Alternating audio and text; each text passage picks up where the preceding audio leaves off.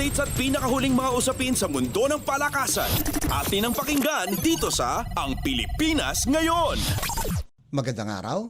Narito na po ang sports balita. Nalagpasan ni Ira Villegas ang malamyang second round para manalo sa pamamagitan ng puntos laban kay Yasmin Mottaki ng Morocco sa round of 32 ng women's 50 kg division sa boxing na ginanap sa North Paris Arena. Binuksan ni Villegas ang kanyang kampanya sa 2024 Paris Olympics ng panalo at siniguro nito na maganda ang panimula ng Pilipinas sa larangan ng boxing. Lahat ng 5 judge ay pumabor kay Villegas kahit nagkaroon ng problema ang Pilipinas sa second round pagkatapos nakapasok ng magagandang suntok si Mottaki. 3 judge ang nagbigay ng second round kay Mottaki para gawing balanse ang laban sa ikatlong round. Subalit si Villegas na unang sabak sa Olympics ang nakapasok ng mas malinis na importanteng suntok sa final round kasama ang isang mabigat na left hook sa mga huling segundo ng laban. Nakuha ni Villegas ang pabor mula sa 4 sa 5 judges sa final round para masiguro ang kanyang panalo. Makakatapat ni Villegas ang number 2 seed na si Romaisa Boulam ng Algeria sa round of 16 na nakatakda sa Agosto 1. Updates at pinakahuling mga usapin sa mundo ng palakasan. Atin ang pakinggan dito sa Ang Pilipinas Ngayon.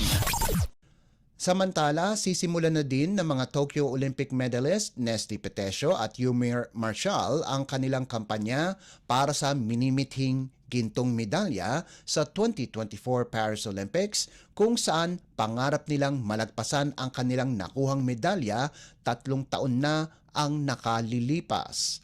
Pakay ni Petesio na nakakuha ng silver medal sa huling edisyon ng Olympics na makuha ang gintong medalya. Mga kalaban ni Petesio ang 22 anyos na si Jasmine Lamboria ng India sa kanilang laban sa round of 32 sa women's 57 kg class na gaganapin sa North Paris Arena. Layunin ng 32 anyos na si Petesio ang magandang panimula sa kanyang kampanya at umaasa na makamtan ngayon ang gold medal pagkatapos matalo ni Sena Iri ng Japan noong nakaraang Olympics. Samantala, sisimulan na din ni Tokyo bronze medalist Marshall ang kanyang kampanya pagkalipas bigyan ng bye sa round of 32. Mga kalaban ng 28 anyos na si Marshall, si Torabek Kabibulaev ng Uzbekistan sa round of 16. Kapag nanalo si Marshall, pasok kaagad ito sa quarterfinals at makakatapat nito ang reigning Olympic champion na si Arlen Lopez ng Cuba na nanaig sa 81 kg division nitong nakaraang Summer Games. Updates at pinakahuling mga usapin sa mundo ng palakasan. Atin ang pakinggan dito sa Ang Pilipinas Ngayon. Opisyal nang nakuha ng Barangay Ginebra San Miguel ang kanilang point guard para sa kinabukasan ng prangkisa.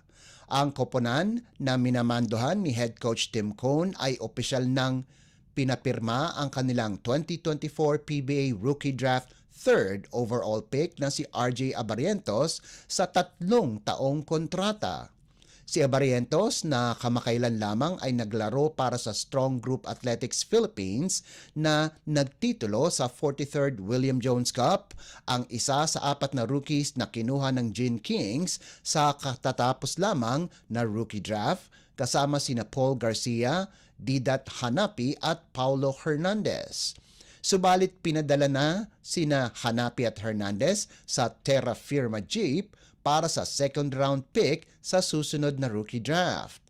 Ayon sa ahente ni Abarientos na si Edgar Mangahas, pumirma ito ng maximum deal para sa Gin Kings. Ang dating Far Eastern University player kasama ang mga bagitong players na sina Stephen Holt at Isaac Go ay inaasahang papalakasin ang lineup ng Ginebra para sa darating na Season 49 Governors Cup, lalong-lalo na sina Scottie Thompson, Jamie Malonzo at Jeremiah Gray ay nasa listahan ng may kapansanan.